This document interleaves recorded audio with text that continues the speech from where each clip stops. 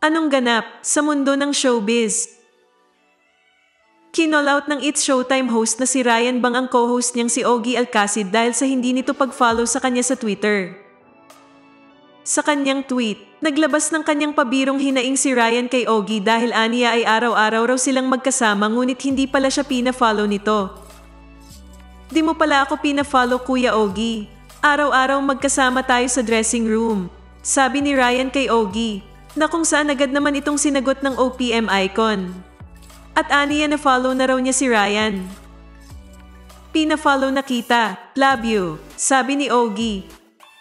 At sumagot naman si Ryan ng, buti naman finollow back mo na ako Kuya Ogie. Kasi muntik na kitang i-block, I love you too. Ano sa palagay mo? Ibablock ba talaga ni Ryan si Ogie kung hindi ito mag-follow? Comment your opinion.